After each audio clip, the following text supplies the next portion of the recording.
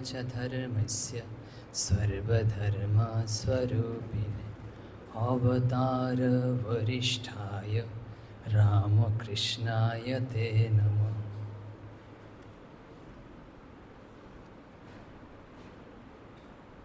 Sound বেশি বড় বড় লাগছে। এই তারপর এটা একটু আমাদের কান থেকে না গড়িয়ে দিও, একটু ছোট করে দেবে, বেশি বড় হয়েছে নাকি।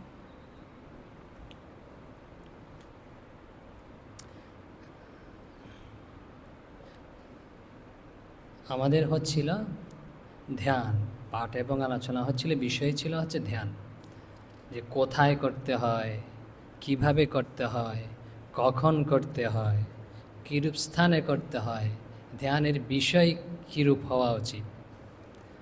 তো কোথায় করতে হয় শ্রীরামকৃষ্ণ বলেছিলেন হৃদয়ে ধ্যান করা ভালো, হৃদয়ে হচ্ছে ডঙ্কা মারা জায়গা।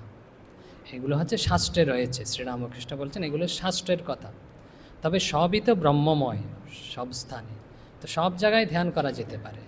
তবে যে সাধারণভাবে প্রাথমিক অবস্থায় যে হৃদয়ে করাই ভালো। শ্রী শ্রী মা শারদা দেবীও অনুরূপ বলেছেন যে সহস্রারে বা অন্য জায়গায় প্রথম অবস্থায় ধ্যান করলে বিভিন্ন পীড়া, যে মানসিক অবসাদ এসব হতে পারে। তো আমরা এসব দেখেছি। তো কোথায় করতে হয় ধ্যান তা হয়েছে আমাদের মোটামুটি। তো কিভাবে ধ্যান করতে হয়, যে কিভাবে আমরা ধ্যান করব। আমরা যখন বসি না ধ্যান করতে, অনেক সময় হচ্ছে আমরা যেটা চাই না, আমাদের অনাকাঙ্ক্ষিত বিষয়, বস্তু, ব্যক্তি আমাদের মনে আসতে থাকে, মনে উঠতে থাকে। তো এটা হচ্ছে সবার হচ্ছে ধরতে গেলে প্রধানই সমস্যা। আমরা চাই একটা বিষয়ে বা আমাদের প্রিয় বস্তু, ব্যক্তি বা ইষ্টতে মন একাগ্র করতে, না যেটা আমরা চাই না না এই সবই আসতে থাকে। তো শ্রীরামকৃষ্ণ এই বিষয়ে কী বলছেন, অনেক সময় আমরা ভীত হয়ে যাই। শ্রীরামকৃষ্ণের অসাধারণ কথা, যে তিনি বলেছেন যে বেদান্ত ছাড়িয়ে গেছে তার উপলব্ধি অনুভূতি। তো আগে কথাটা শুনি, যে রোষ আগে কথাটা শুনি তারপরে। শ্রীরামকৃষ্ণ বলছেন আমাদের সমস্যা কি, আমরা যেটা চাই না না মনে ওটাই আসে, আর যেটা চাই ধ্যানের একাগ্র করতে ওইটা খুব কম আসে। যেটা চাই না কী কী আসতে পারে, ওদের শ্রীরামকৃষ্ণ বলছেন ধ্যান করতে করতে কি দেখবে, যে কুকুর, বিড়াল, বানর, বেশ্যা, লোটো, জুয়াচোর, রাক্ষস, পিশাচ, দানবের মূর্তি সামনে উপস্থিত হতে পারে। বলছেন এরকম উপস্থিত হলে না ভয় পাওয়ার কোনো কারণ নেই, ভয় করো না, ধ্যান থেকে বিরত হবে না। বলছে ভয়ের কোনো কারণ নেই, যে ধ্যান থেকে বিরত হবে না। আমরা স্বাভাবিকতা জানি, বিভিন্ন পণ্ডিত পুরুষগণ বলেছেন, শাস্ত্রকারগণ বলেছেন, যে মনে যখন আমাদের কোনো এসব যে চিন্তা উঠে, যে আমরা যেটা চাই ইষ্ট ভগবত চিন্তা ছাড়া যে চিন্তাটা উঠে না, তো ওইটা হচ্ছে কেন, আমাদের মনের অশুদ্ধিতার কারণে হয়। বলছে এসব বাদ দিতে হবে। আর শ্রীরামকৃষ্ণ বলছেন বলছে এসব বাদ দেওয়ার দরকার নেই, আর ভয়েরও কোনো কারণ নেই। বলছে ধ্যান করে যাবে, যে যা যা উঠবে, কোনো কুকুর, বিড়াল এসব বলেছে, সব এসব আসলেও ধ্যান থেকে বিরত হবে না।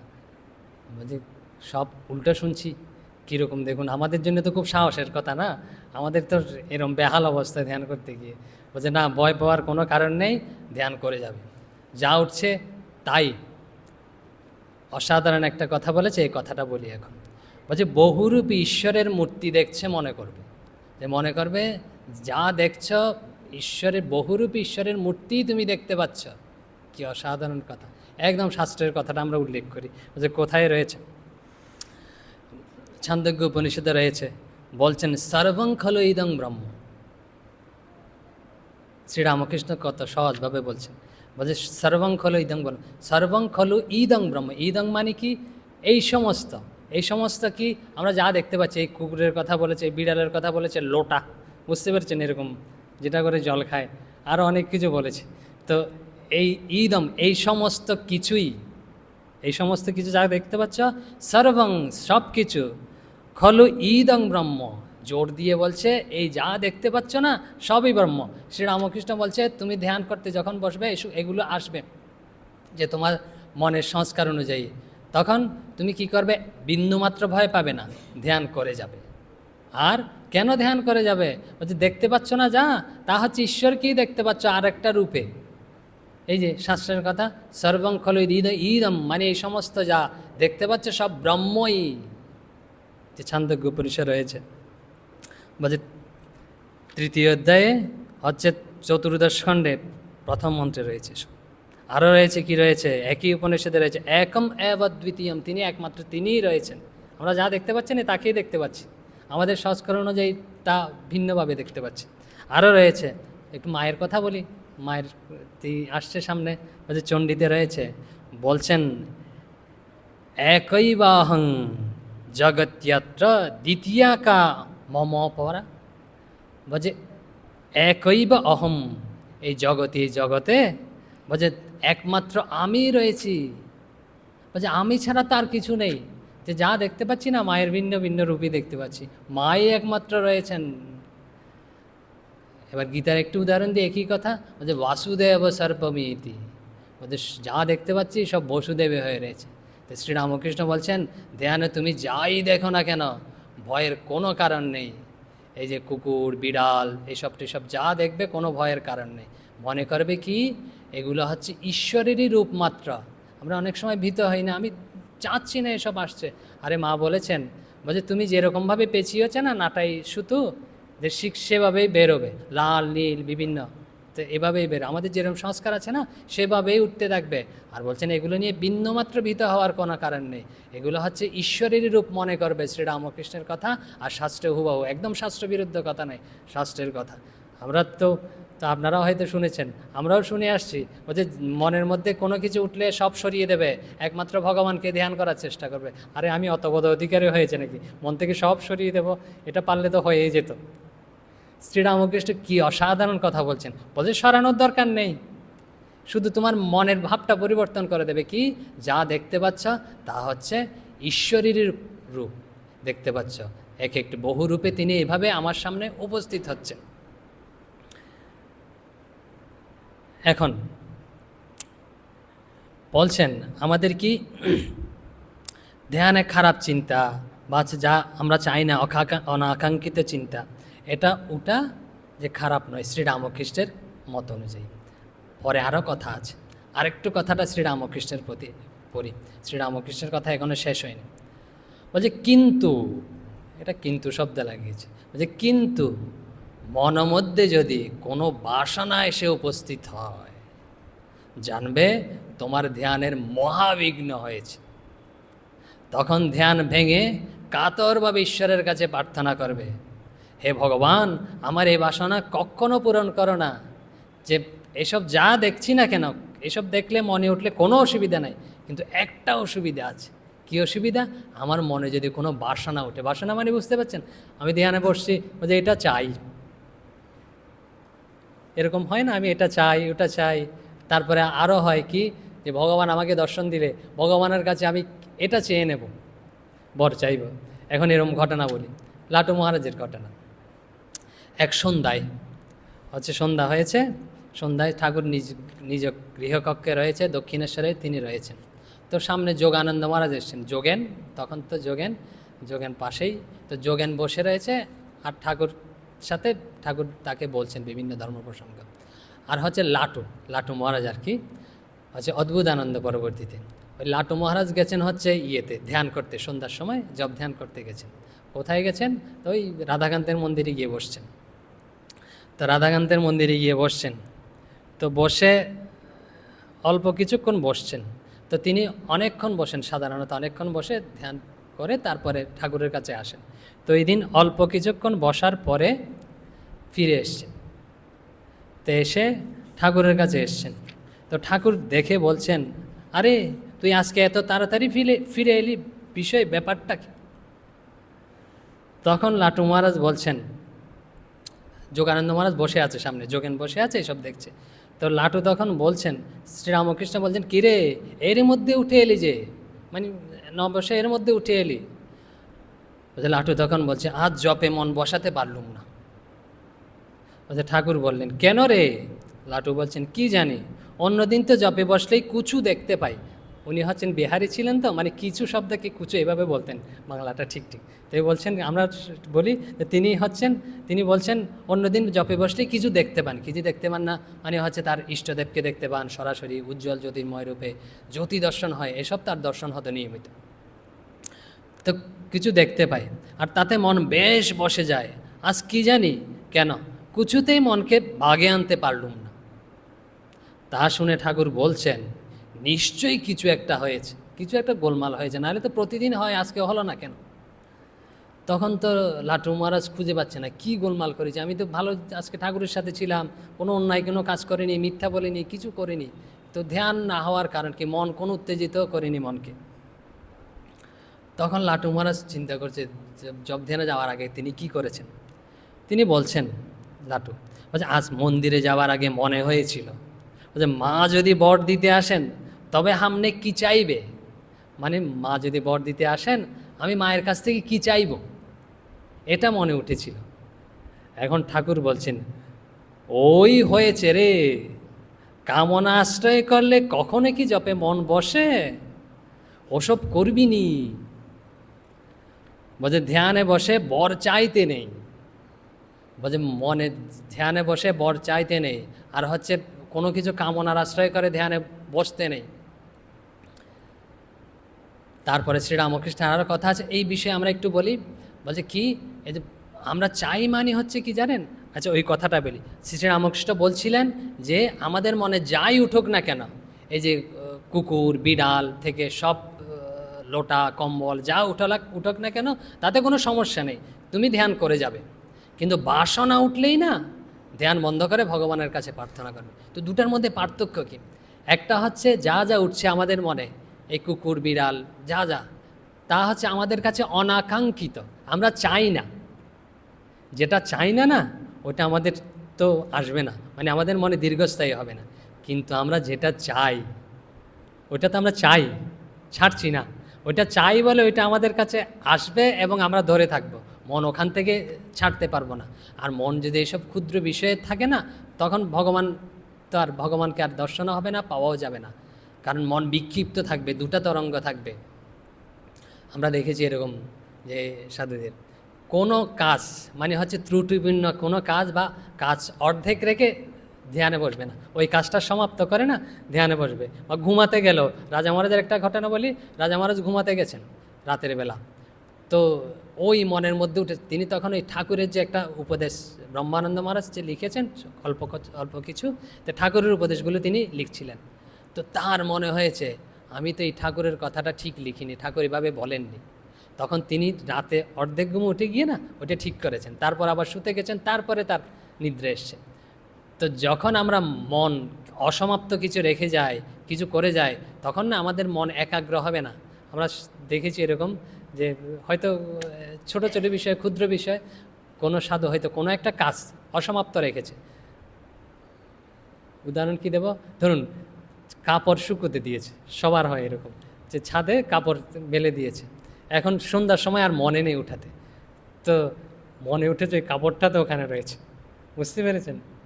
হয়তো বৃষ্টি আসতে পারে, অমুক আসতে হবে, তো কাপড়ের ধ্যানই হবে, এই সব আর ধ্যান হবে না, বুঝতে পারেন? এইরকম অসমাপ্ত কাজ। আরও কী কী বিষয় বলছে ঠাকুর বলেছেন ধ্যান করতে গেলে না ত্যাগী হওয়া চাই। তা একজনকে বলেছে এক জোড়ো দামি আর কি জুতো কিনে দেবে একজন। তো এখন ওই সাধু চিন্তা করছে ওই জুতো তো মন্দিরের বাইরে রাখতে হবে না, আমি যখন মন্দিরে যাব তখন তো ওই জুতোর ধ্যানে হতে থাকবে, ঠাকুরের ধ্যান করতে হবে, কারণ হচ্ছে ওটা কে নিয়ে যাবে, কখন বৃষ্টি আসবে। তো এরকম ক্ষুদ্র ক্ষুদ্র বিষয় আছে, এসবে মন আটকে থাকে। তো বলছে মন একদম খালি করে, সম্পূর্ণ করে, ওই কাজ শেষ করে তারপরে বসতে হয়। তো আরেকটা বিষয় আছে, আমরা যারা হচ্ছে রয়েছি কর্মক্ষেত্রে, তো তাদের এই হলে তো কাজ শেষ হবে না, পুরো দিনই কাজ করা যাবে এরকম নয়। কাজের আমাদের কিছুটা না কিছু বিরাম আছে, আমাদের নিজের জন্য ব্যক্তিগত কিছু সময় আছে। ওই সময়টা আমি 10 মিনিট হোক, 15 মিনিট হোক, আধা ঘন্টা হোক, একদম নিশ্চিন্ত মনে বসা চাই আমার জন্য। ঠাকুরের জীবনের ঘটনা আরও দেখব, ঠাকুর কী করতেন শ্রীরামকৃষ্ণ। তো আমাদের কথা হচ্ছিল এই লাটুর মনে বাসনা উঠেছিল ভগবানের কাছে, মায়ের কাছে কী চাইব, ওই জন্যই আর ধ্যান হয়নি। এখন সামনে তো যোগেন রয়েছে, তো যোগেন মনে মনে ভাবছে, আরে আমরা পুরো জীবন দেখে এসেছি, সম্পূর্ণ জীবন যে মায়ের দর্শন, ভগবানের দর্শন বেশিরভাগ তো ধ্যানে হয়, উপলব্ধি হয়। তো এরকম ভগবানের দর্শন পাইলে তো পেলেই তো আমি চাইব, নাহলে কোথায় তাকে, না হলে কোথায় তাকে পাবো আমি। তো এরকম যোগেন বলছেন, ধ্যানে দেব দেবীর দর্শন পেয়ে বর চেয়ে নেয়া, এ তো আর বিশেষ কিছু কি আছে, বলছে মা তো ধ্যান এই দর্শন দেন, তখন বর চাইতে দোষ কি? ঠাকুরকে জিজ্ঞেস করছেন, মা তো ধ্যান এই দর্শন দেন, তাতে বর চাইতে দোষ কি? তখন ঠাকুর বলছেন শ্রীরামকৃষ্ণ, না রে না, বর চাইতে নেই, একান্তই যদি মা তোকে কোনো বর দিতে বলেন, বর নিতে বলেন, তুই বলবি মা আমায় শুদ্ধ ভক্তি দাও, আমি ধন জন দেহ সুখ এসব কিছুই চাই না, শুধু এই চাই যেন তোমার পাদপদ্মে শুদ্ধ ভক্তি হয়।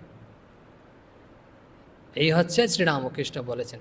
তাহলে প্রথমে আমাদের শ্রীরামকৃষ্ণের কথাটা কী ছিল, যে মনে আমাদের যাই উঠুক না কেন, ভয়ের কোনো কারণ নেই, আমরা ওটাকে ভগবানের আরেকটা রূপ মনে করে ধ্যান করতে থাকবো। কিন্তু মনে কোনো বাসনাকেই আমরা স্থায়ী হতে দেব না, যে এটা চাইবো এটা চাই, আমার কোনো বাসনাই যাতে আমাদের মনে স্থায়ী না হয়, এটা হচ্ছে শ্রীরামকৃষ্ণের কথা।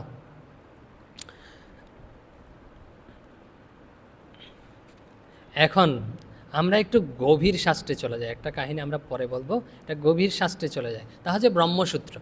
এই ধ্যান বিষয়ে ব্রহ্মসূত্র হচ্ছেন ব্যাসদেব, সূত্রগুলো ব্যাসদেব লিখেছেন, তার উপর বিভিন্ন জনে, আচার্য শঙ্কর ভাষ্য করেছেন, বিভিন্ন জনে ভাষ্য করেছেন, ব্যাখ্যা করেছেন। সূত্র মানে কি, যা সংক্ষেপে বলা হয়েছে, যে ওখানে ধ্যান সম্পর্কে সংক্ষেপে বলেছেন একটা কথা, আমরা বলছি, বলছে কি বলেছেন, যে চতুর্থ অধ্যায়ের প্রথম পাদের 8 নং সূত্রে বলেছেন, বলছে সূত্র মানে হচ্ছে সংক্ষেপ, বলছে ধ্যানাচ্চ, বলছে ধ্যান আচ্চ, বলছে ধ্যানাৎ মানে হচ্ছে ধ্যান থেকে, একটু সমাপ্ত, চ শব্দ আছে, ত মানে হচ্ছে কিন্তু। তো শঙ্করাচার্য, আচার্য শঙ্কর এটা খুব সুন্দরভাবে ব্যাখ্যা করেছে। আমরা ব্যাখ্যার পূর্বে সূত্রটা অর্থ দেখি। ধ্যানাৎ শব্দের অর্থ কি, সংক্ষেপে করে ছেড়ে দিয়েছেন, ধ্যানাৎ ধ্যান থেকে। বলছে ধ্যান থেকে কি হয়, আমাদের প্রশ্ন, ধ্যান থেকে যদি দ্বৈতভাবে বলি, ভগবান লাভ হয়, ভগবান লাভ হয়, ব্রহ্মতত্ত্ব উপলব্ধি হয়, সব কিছু হয় ধ্যান থেকে। এবং যদি আপনার শারীরিকভাবেও চান, শরীর মনও সুস্থ হয়, মনের উত্তেজনা উদ্বেগ এইসব কমে যায় ধ্যান করার চেষ্টা করলে, মন শান্ত করে। বলছে ধ্যান থেকে কি হয়, এক কথায় বললে ধ্যান থেকে ভগবান লাভ হয়। কিন্তু একটা শব্দ আছে, চ মানে হচ্ছে কিন্তু, ধ্যান শব্দের অর্থ আমরা আসছি, চ মানে হচ্ছে কিন্তু। তো কিন্তু আবার কি হতে পারে, একটা ঘটনা বলি, এখনকার যুগে হয়তো এটা নাও সত্য হতে পারে। আমরা যখন শুনেছিলাম না বাল্য বয়সে, তো তখনকার, এখন তো সব গাড়ি, তারপর হচ্ছে ট্রেন, সব হচ্ছে তৈরি হয়ে গেছে, যাতায়াতের খুব সুব্যবস্থা, কালভেট, তারপরে ব্রিজ টিজ সব হয়ে গেছে। তখনকার সময় না, ওই যে যাওয়ার ব্যবস্থা ছিল হচ্ছে নৌকা করে, এরকম আপনারা হয়তো নৌকায় কেউ কেউ চড়েছেন কিনা জানেন, আমরা বাল্য বয়সেতে চড়েছি, এরকম কেউ কেউ করে কীরকম শব্দ করে না, এরকম দুটো দাঁত টানে এরকম করে করে, তো এরকম শব্দ হয়। তো নৌকা করেই না যাতায়াত করত। তো এরকম কিভাবে যাতায়াত করতো, হয়তো দিনে তো খুব রোদ, খোলা নৌকা, হয়তো রাতে গেলে সুবিধা, রাতে গেলে হয়তো জোয়ার ভাটার অনুকূলে গেলে না স্বাভাবিকভাবে পৌঁছে যায়। তো রাতে নৌকায় উঠে বসতো, আর মাঝি চালিয়ে গন্তব্যস্থানে হয়তো সকালে পৌঁছে দিত। এরকম এক পরিবার হয়তো তাদের আত্মীয় বাড়িতে যাবে, তো এরকম গভীর রাতে বসে নৌকায় উঠেছে, অমাবস্যা রাত, অন্ধকার। তো নৌকায় উঠে বসছে, মাঝি তো নৌকা চালাতে শুরু করেছে, যেরকম করে চালায় এরকম দাঁড় টানতে শুরু করেছে। তো এরা সব আস্তে আস্তে ঘুমিয়ে পড়েছে। তো অর্ধেক ঘুম, কর্তা জিজ্ঞেস করছে মাঝিকে, কোথায় আসলাম? বলছে, মাঝি বলছেন অমুক জায়গায় পৌঁছেছি আমরা এখন। বলছে কত সময় আছে পৌঁছাতে অমুক জায়গায়? বলছে আর এত সময় বাকি আছে, ভোর হতে হতেই পৌঁছে যাব। আর কটুক গিয়ে জিজ্ঞেস করছে কোথায় পৌঁছালাম? বলছে অমুক জায়গায় আমরা পৌঁছেছি। তো এরকম আস্তে আস্তে মাঝি উত্তর দিচ্ছে, আর কর্তা জিজ্ঞেস করতে এরকম নৌকা বয়ে চলেছে। তো কলকল শব্দ হচ্ছে জলের, এরকম। তো ভোর ভোর হতে শুরু করেছে, তো ভোর হচ্ছে, তারপর এরাদের সব আস্তে আস্তে ঘুম ভাঙতে শুরু করেছে, যারা ছিল কম বয়সী। তো এরা চোখ মিলে দেখছে এরকম, তো জিজ্ঞেস করছে কোথায় এলাম, মাঝিকে জিজ্ঞেস করছে। বলছে হ্যাঁ ঠিক জায়গাটা তো চিনতে পারছি না এখন, কোথায় এসছি? বলছে এতক্ষণ তো বলেছিস অমুক জায়গায় এসছি অমুক জায়গায় এসছি, এখন চিনতে পারছিস না কেন? বলছে যেখান থেকে নৌকায় উঠেছিল না ওখানে এখনও রয়ে গেছে, আর মাঝে এরকম দাঁড় টানছে। বিষয়টা কি হয়েছে, ওই নৌকাটা না খুঁটি পোতা রয়েছে এখনও, ওইটাও খুলতে মনে নেই, সে পুরা রাত নৌকা পেয়েছে আর উত্তর দিয়েছে অমুক জায়গায় এরকম। বুঝতে পেরেছেন? এখনও খুঁটি পোতা রয়েছে, ওইটা ছাড়ায়নি। কি কাণ্ড! আমরা বাল্য বয়সে চলে এরকম নাকি মানুষ নাকি গ্রামের লোক এরকম সরল ছিল, যে এরকম ঘটেছে নাকি, কতটুক ঘটেছে আমরা জানি না, কিন্তু এরকম ঘটেছে আমরা শুনেছি। তো তার একটা শব্দ আছে কিন্তু। আমরা যতই এরকম বেঁধে রেখে নৌকা বেঁধে রেখে পুরা রাত যদি নৌকা বাইতে থাকি না, তো যতই শব্দ হোক নৌকা আর এগোবে না। কিন্তু এরকম আমরা যতই ধ্যান করি, তো কিছু বিষয় যদি আমরা ঠিক ঠিক শাস্ত্র অনুযায়ী বা হচ্ছে গুরুর উপদেশ অনুযায়ী না করি, তা আমরা এরকম ধ্যান করাটা মানে হচ্ছে এরকম নৌকা বেঁধে রেখে দাঁড় টানার মতো। এখন বিষয়গুলো আসবা। ধ্যেয় শব্দের অর্থ কি দেখি। তো আচার্য শঙ্কর বলছেন ধ্যেয় মানে হচ্ছে, ধ্যেয় শব্দের হচ্ছে সমানাকারা চিত্তবৃত্তি। বলছে সমানাকারা মানে হচ্ছে একই চিত্তবৃত্তি। একই চিত্তবৃত্তিকে আপনারা একটু বললেই বুঝতে পারবেন। আমাদের মনে না এই বিভিন্ন চিন্তা, বিভিন্ন চিত্তবৃত্তি উঠছে। চিত্তবৃত্তি মানে হচ্ছে তরঙ্গ, বৃত্তি মানে হচ্ছে তরঙ্গ। এই যে বিভিন্ন তরঙ্গ চিত্তবৃত্তি উঠছে কীরকম, এই যে আমাদের এখানকার কথা, মন্দিরের কথা মনে পড়ছে, হয়তো আপনাদের বাসার কথা মনে করছে, অফিসের কথা মনে পড়ছে, বিভিন্ন কাজ, বিভিন্ন চিত্তবৃত্তি উঠছে। বলছে এই বিভিন্ন চিত্তবৃত্তি হলে চলবে না, একই চিত্তবৃত্তি করতে হবে, একই চিন্তা প্রবাহ হচ্ছে চালাতে হবে। বলছে একই চিন্তা প্রবাহ চালাতে হবে। শঙ্করাচার্য বলছেন ধ্যেয় শব্দের অর্থ হচ্ছে যখন একই চিন্তা প্রবাহ চলবে তাকেই বলা হচ্ছে ধ্যান। যে বিভিন্ন চিন্তা প্রবাহ যখন চলবে, চিত্তবৃত্তি চলবে, তাকে ধ্যান বলা হবে না। শ্রীরামকৃষ্ণ খুব সুন্দর বলেছেন। শ্রীরামকৃষ্ণের কথাটা হুবহু দেখি যে কি বলেছেন শ্রীরামকৃষ্ণ। বলছেন শ্রীরামকৃষ্ণ বলছে ধ্যানের অবস্থা কীরকম জানো? আমাদের তো জানা উচিত ধ্যানের অবস্থা কীরকম হওয়া। বলছে ধ্যানের অবস্থা কীরকম জানো? বলছে মনটি হয়ে যায় তৈলধারার ন্যায়। বলছে তৈলধারা বুঝতে পেরেছেন? শ্রীরামকৃষ্ণ আরেকটু সুন্দর করে বলছেন তৈলধারা মানে হচ্ছে একই চিন্তা। বলছে ঈশ্বরের, অন্য কোনো চিন্তা তার ভিতর আসবে না। জলের ধারা বুঝতে পেরেছেন? জল হচ্ছে ফোঁটা ফোঁটা পড়ে, ড্রপ ড্রপ যেটাকে বলে, মানে হচ্ছে বিচ্ছেদ আছে। আর তৈল কিভাবে পড়ে? তেল, কোনো বিচ্ছেদ নেই, কিন্তু এরকম বলতে থাকে। বলছে এরকম চিন্তা প্রবাহটা এরকম হতে হবে। ধ্যান এমন করে করবে যে তাতে একেবারে তন্ময় হয়ে যাবে। যখন ঠিক ধ্যান হয় পাখিরা তার গায়ে বসে, কিন্তু সে টের পায় না। এখন নিজের কথা বলছেন শ্রীরামকৃষ্ণ। বলছে তিনি ধ্যান করতেন যখন, বলছে মা কালীর মন্দিরে, নাট মন্দিরে আমি যখন বসে ধ্যান করতুম, তখন অন্যরা তাকে বলতো, তখন সেখানকার লোকেরা তাকে বলতো, তাকে যারা দেখতো, বলছে আপনার গায়ে চড়াই ও শালিক পাখি বসে খেলা করে। বলছে পাখি বসছে, বলছে তার বোধ নেই, এরকম। বলছে এরকম হচ্ছে তৈলধারা, একই চিন্তা হয়ে চাওয়া যায়। এই পাখি বসছে, ওই চিন্তায় যদি চলে আসে তাহলে ভগবত চিন্তা ছাড়া পাখি চিন্তা হয়ে গেল। বুঝতে পেরেছেন? তা হচ্ছে একই চিন্তা প্রবাহ হওয়া চাই। আচার্য শঙ্কর বলছে ধ্যান মানে কি? একই চিত্তবৃত্তি প্রবাহ। শ্রীরামকৃষ্ণ বলছেন একই চিন্তা প্রবাহ চলা চাই, এটাকেই বলা হচ্ছে ধ্যান।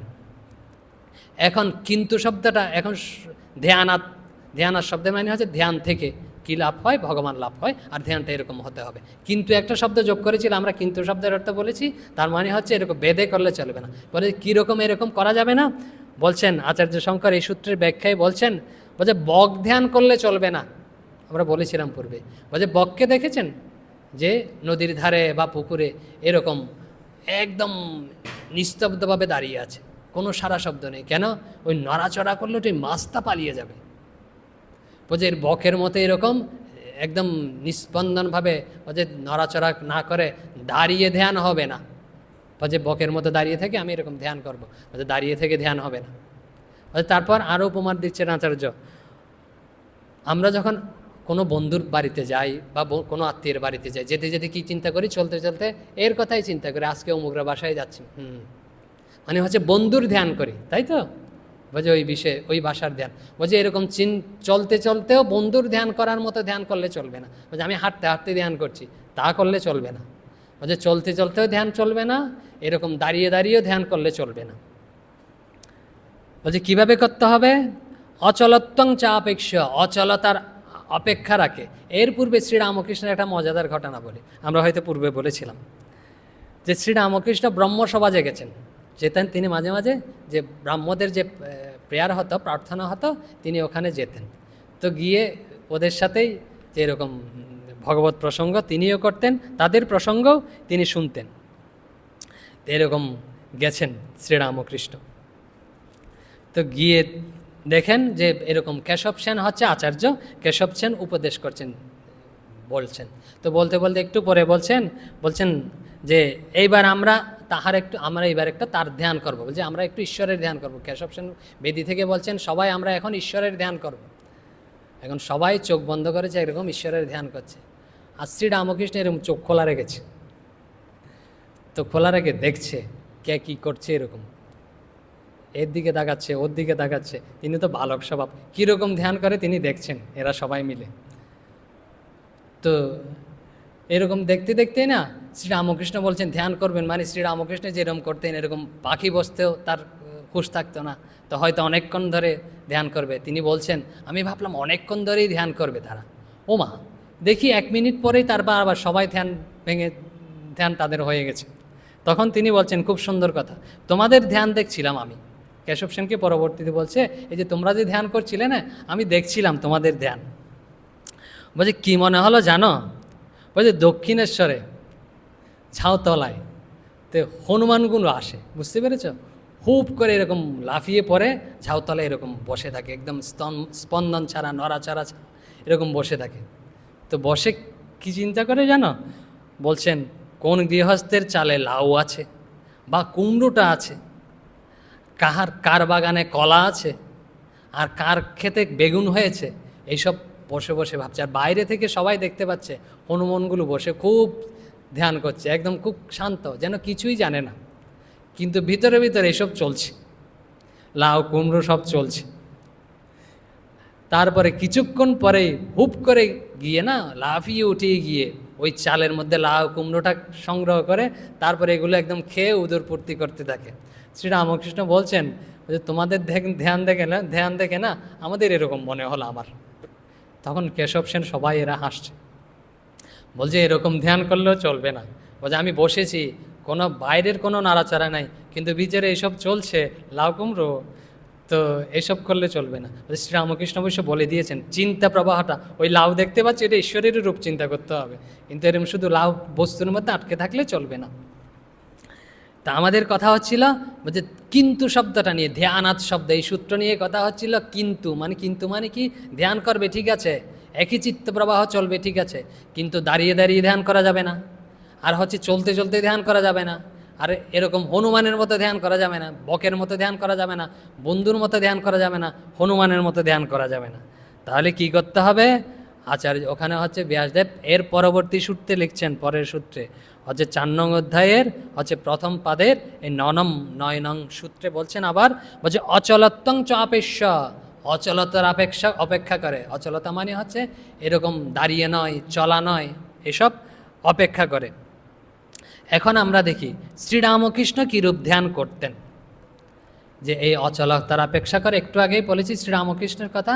শ্রীরামকৃষ্ণ সম্পর্কে রাজা মহারাজ বলতেন, হচ্ছে ব্রহ্মানন্দ মহারাজ বলছেন, ঠাকুর এই যে একদম হচ্ছে শির দ্বারা সোজা রেখে বসেই ধ্যান করতেন, বা সব সময় বসতেন, কিন্তু কখনো বেঁকে বসতেন না। আর বলছেন যে শ্রীরামকৃষ্ণ নিজের কথা বলছি, শ্রীরামকৃষ্ণ নিজে বলতেন আমি যখন ধ্যান করতে যেতাম, মানে হচ্ছে নাট মন্দিরে, কালী মন্দিরে তিনি যেতেন, বলছেন মার নাট মন্দিরের ছাদের আলিশায় যে ধ্যানস্থ ভৈরব মূর্তি আছে, ধ্যান করতে যাবার সময় আমি তাকে দেখতাম, আর মনকে বলতাম তাকে দেখিয়ে এই রূপ স্থির নিস্পন্দভাবে বসে মার পাদবদ্ধ চিন্তা করতে হবে। বলছে নড়াচড়া করা চলবে না, এরকম মনকে স্থির করে শিব মূর্তি যেরকম বসে আছে মূর্তির মতো বসে ধ্যান করতে হবে। এরপরে তিনি আরও বলছেন, বলছে যতক্ষণ ধ্যান করতাম, বলছে নড়াচড়া করে যে একটু আসন পরিবর্তন করব, পাটা একটু পরিবর্তন করে নেব, তা চাইলেও আমি পারতাম না। আর যদি মনে এরকম হতো ইচ্ছা মাত্র আমি ধ্যান থেকে উঠে যাব, তাও পারতাম না। আর এরকম যে কিছু কাজ করে ধ্যান থেকে উঠে গিয়ে তাও পারতাম না। তো কি বুঝলাম আমরা এ থেকে? বলছে মনের দৃঢ়তা, মনের সংকল্প, মনে এরকম ভাব নিয়ে তিনি বসেছেন। কী সব বিষয়ে তার কাছ থেকে শিকার আছে, যে মনে সংকল্প করেছে যখন আমি ধ্যানে বসবো এরকম মূর্তির মতো হয়ে যাব। আমরাও যখন এরকম দৃঢ় সংকল্প চাই, কীরকম সংকল্প? আমরা যখন বসবো 5 মিনিট বসি, 10 মিনিট বসি, নড়াচড়া করা যাবে না। এরকম এরকম মনে হচ্ছে যেন মাছি বসছে, মনে হচ্ছে যেমন মশা বসছে, তাতে মারার জন্য উৎসুক হয়েছে। তো এরকম মনের নড়াচড়া করা যাবে না, শরীর নড়াচড়া করা যাবে না, অন্তত 10 মিনিট 5 মিনিট যতক্ষণ বসি না কেন। কেন? ওই যে শ্রীরামকৃষ্ণ মনে মনে সংকল্প করে নিয়েছে। আরও কি সংকল্প আমাদের হওয়া উচিত চাই? আমরা প্রতিদিন যেরকম কি আমি প্রতিদিন এই সময় 10 মিনিট বসে থাকি, ওই 10 মিনিট আমার চাই। আমি ওই 10 মিনিট জগৎ উল্টে গেলেও আমি ওই 10 মিনিট বসবই বসবো। বুঝতে পেরেছেন? তো এরকম মনের সংকল্প চাই, দৃঢ়তা চাই। তো এরকম দৃঢ়তা থাকলেই হয় শ্রীরামকৃষ্ণের কথা অনুযায়ী। এখন আমরা আসি আবার শ্রীরামকৃষ্ণ তার শিষ্যদের কীরকম উপদেশ দিতেন, যে কিভাবে বসতে হবে, যে এরকম অচলভাবে বসবো, কিভাবে বসলে আমাদের সুবিধা হবে, কিভাবে আমাদের মন একাগ্র করতে সুবিধা হবে। শ্রীরামকৃষ্ণ বলতেন, গঙ্গাধর মহারাজের কথা বলি, হচ্ছে পরবর্তীতে স্বামী অখণ্ডানন্দ গঙ্গাধর মহারাজ। তো তিনি একদিন দক্ষিণেশ্বরে গেছেন, ওই দিন শনিবার। তো ঠাকুর বলছেন দিনের বেলা গেছেন, বলছে তুই আজকে এখানে থাকবি, বাড়ি যাওয়া চলবে না। তাকে রেখে দিয়েছে গঙ্গাধরকে। তো রেখে দিয়ে বলছে সন্ধ্যা হয়ে গেছে, সন্ধ্যা হয়েছে। তো সন্ধ্যার সময় যখন হয়েছে, শ্রীরামকৃষ্ণ নিজের ঘরে এসছে, মাকে প্রণাম করে নিজের ঘরে এসছে। এসে বলছে গঙ্গাধরকে, এই গঙ্গাধর, এই পশ্চিমের বারান্দায় যে মাদুরটা পাত দেখি। তো মাদুরটা পাততে বলছে, কি দুজনে শোয়ার বন্দোবস্ত করবে, সন্ধ্যার পরে একটু শুলে হয়তো আরাম হবে, পুরা দিনের পরিশ্রান্ত। বলছে না। তিনি একটা বালিশ বগল দাবা করে শ্রীরামকৃষ্ণ ওই পশ্চিমের বারান্দায় গেছে, আর গঙ্গাধর মাদুরটা বিছিয়েছে। শ্রীরামকৃষ্ণ বালিশটা রেখে ওই বালিশে নিজেই শুলেন, আর গঙ্গাধরকে বলছে তুই বস। তো গঙ্গাধরকে এরকম সামনে বসিয়েছে, সুখাসনে বসিয়েছে। সুখাসন বুঝতে পেরেছেন? সুখাসন মানে হচ্ছে স্বাভাবিকভাবে আমাদের যে আসনে বসতে আরাম হয়, সুখ হয়, হচ্ছে বাম পায়ের উপর ডান পা রেখে বসা। অনেক সময় হয় কি, গোড়ালি দুটা যদি নিচে লাগে না ভূমিতে, তো ওইগুলো হাঁটতো বসতে কষ্ট হয়। যাতে এরকম হাড়গুলো যাতে নিচে না লাগে, বাম পায়ের উপর ডান পা রেখে শ্রীরামকৃষ্ণ তাকে বসিয়েছেন। এবং আরও তাকে গঙ্গাধরকে বলছেন যে একদম সোজা হয়ে বসবি, শির দ্বারা একদম সোজা হয়ে বসবি, কিন্তু বাঁকা হয়ে বসবি না, এরকম বলে উপদেশ দিয়েছে থাকে গঙ্গাধরকে। এখন গীতায় একই কথা রয়েছে, বলছেন সমঙ্কায় শিরগ্রীবং ধারয়ত অচলং স্থিরং। বলছে কায় মানে হচ্ছে শরীর হচ্ছে সমং সোজা, আর কি রয়েছে শির মানে হচ্ছে মাথা, আর কি গ্রীবা, এসব সোজা রেখে মেরুদণ্ড, শরীর, মাথা এসব সোজা রেখে বসতে হবে। আর হচ্ছে কীরকম সময় বা সমান্তরালভাবে রেখে ধারণ করে রেখে। বলছে কি অচলং স্থিরং, চলাচল করা যাবে না, নড়াচড়া করা যাবে না, আর স্থিরভাবেই বসতে হবে। এই হচ্ছে শ্রীরামকৃষ্ণ তাকে এরকম বসিয়েছেন, গঙ্গাধরকে বসিয়ে তারপর বলছে ধ্যান কর এই সুখাসনে বসিয়ে। তো ব্রহ্মানন্দ মহারাজ বলতেন যে ঠাকুরকে কখনো না আমরা বাঁকা হয়ে ঝুঁকে বসতে দেখিনি। তো শ্রীমূর্তি আমরা দেখতে পাচ্ছি, এই সম্পর্কে আমরা অন্য সময় বলবো, আগে বসার ব্যাপারটা সেরে নিই, কীভাবে বসতে হবে। এরকম বসার আরও উপদেশ শরৎ মহারাজকে দিয়েছেন। শরৎ মহারাজ মানে শারদ লীলা প্রসঙ্গের লেখক শারদানন্দ মহারাজ। তো তিনি তখন শ্রীরামকৃষ্ণ তখন শ্যামপুকুর বাটিতে রয়েছে, অসুস্থ, গলায় ক্যান্সারের সূত্রপাত হয়েছে, গলরোগের সূত্রপাত হয়েছে। তো এই অবস্থায় তিনি শরৎকে ডেকে বলছেন, এই শরৎ আয়, তোকে আজকে ধ্যান করা শেখাবো।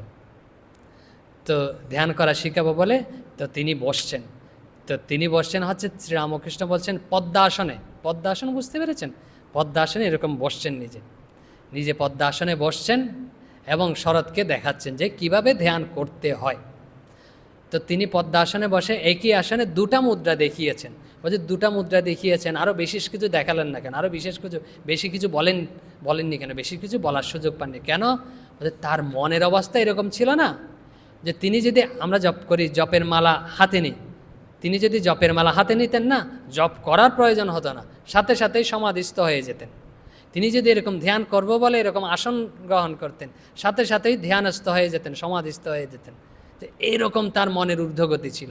তো একটু কৌতুক আগাবহ কথাও বলি যে হাজরা ছিল হচ্ছে তিনি তাকে শ্রীরামকৃষ্ণ তাকে জটিলে কুটিলে বলতেন লীলে পোষ্টায়ের জন্য হচ্ছে কীরকম তিনি হচ্ছেন এরকম জপ ধ্যান করতেন হাজরা কীরকম করতেন লোক দেখানো তো তার একটা মালা ছিল হাজরার তো ওই মালাটা শ্রীরামকৃষ্ণের ঘরের সামনে না এরকম দরজার মধ্যে ঝুলিয়ে রাখতেন আর তার একটা আসন ছিল তাও এরকম তার দরজার সামনে রাখতেন কেন ভক্তরা তো আসতো তো ভক্তরা দেখে বলতো এটা কার মালা বলছে হাজরার মালা তা হাজরা নিশ্চয়ই খুব জপ করে এটা কার আসন হাজরার আসন তো এরকম খুব হাজরা নিশ্চয়ই জপ করে এরকম দেখানোর জন্য হাজরা মশাই এসব রেখে দিতেন শ্রীরামকৃষ্ণের ঘরের সামনে তো একদিন এরকম ভক্তরা সব এসছেন শ্রীরামকৃষ্ণ ভগবত প্রসঙ্গ করছেন আর শ্রীরামকৃষ্ণের কথা না শুনে না ওই হাজরা বাইরে ভক্তরা তো এসছেন দেখাতে হবে তো মালাটা নিয়ে আর আসনটা বিছিয়ে না দরজার সামনে এরকম জপ করছেন তো শ্রীরামকৃষ্ণ উঠে গেছেন তো কী করছো রে এরকম জিজ্ঞেস করছেন হাজরা বলছে কী করছো হাজরা তো দেখছি এরকম কথা বলছে না জপ করছে তো তার হাত থেকে মালাটা নিয়েছে শ্রীরামকৃষ্ণ তিনিও বসছেন মালা নিয়েছেন বাম হাতে নিয়েই না দুই একটা মালা ঘুরাতে ঘুরাতেই তিনি সমাধিস্থ আর কে মালা জপ করে আমরা কি করি ডান হাতে জপ করি তিনি ডান হাতে নিলে তো আর কথাই নেই বাম হাতে জপ করতে নিয়েছেন তাতেই সমাধিস্থ তো দেখুন তার অবস্থাটা বোঝানোর জন্য এই ঘটনাটা বললাম আমরা কোথায় ছিলাম হচ্ছে শ্যামপুকুর বাটিতে ছিলাম তিনি শরৎকে ধ্যান শিক্ষা দিচ্ছেন শরৎকে তিনি শরতের সামনে বসছেন বসে পদ্মাসনে বসে এই মুদ্রা করেছেন একটা মুদ্রা প্রথমে তিনি দেখিয়েছেন কি এটার নাম হচ্ছে ধ্যান মুদ্রা এই সব আঙ্গুলি সাম্য অবস্থায় সমান্তরাল অবস্থায় এবং এই বৃদ্ধাঙ্গ যে এটাকে বলা হয় যে এই বৃদ্ধাঙ্গুলি অঙ্গুষ্ঠ এটা হচ্ছে যোগ করে এরকম স্বাভাবিকভাবে এরকম যে রেখে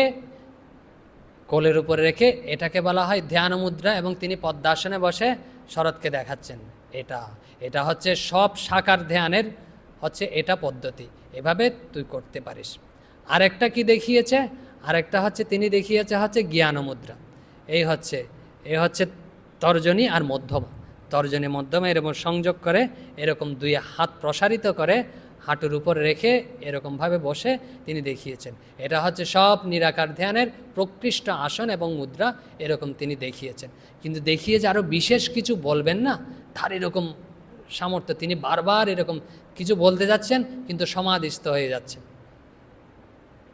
তো শরৎ মহারাজ চিন্তা করছেন তাকে ডাক্তার আবার নিষেধ করেছে এরকম সমাধিস্থ হওয়া যাবে না কারণ মন ঊর্ধ্ব দিকে উঠে এই যে গলার ক্ষতায় আঘাত করবে রোগ বৃদ্ধি পাবে তো বারবার এরকম দেখাতে যাচ্ছেন কিন্তু পারছেন না তখন শরৎ মহারাজ বলছেন যে আপনার এরকম করার কি প্রয়োজন কি দরকার আমাদের দেখানোর যে আমাকে এরকম ধ্যান শেখানোর কি দরকার তখন ঠাকুর বলছেন যে আমি তোদের না দেখিয়ে না বলে থাকতে পারি না এই জন্যই দেখাচ্ছি তখন শরৎ মহারাজ করছেন বলছে তার কি কৃপা আমাদের প্রতি কী করুণা আমাদের প্রতি অহেতুকী যেটার কোনো হেতু নেই যেটার কোনো কারণ নেই এই ভগবত কৃপার যে আমাদের দেখিয়ে দিতে হবে আমাদের শিখাতে হবে যাতে আমাদের মঙ্গল হয় আমাদের কল্যাণ হয় আরও একটা পাশাপাশি চিন্তা করছেন কি মন তার যে এরকম আমরা হাজার বসে থাকি এরকম কিন্তু মন একাগ্র হচ্ছে না আমরা বসে উঠে যেতে ইচ্ছে করছে কারণ মন একাগ্র করতে পারছি না আর তিনি কীরকম বলছে বসে এত তাড়াতাড়ি সমাধিস্থ হয়ে যাচ্ছেন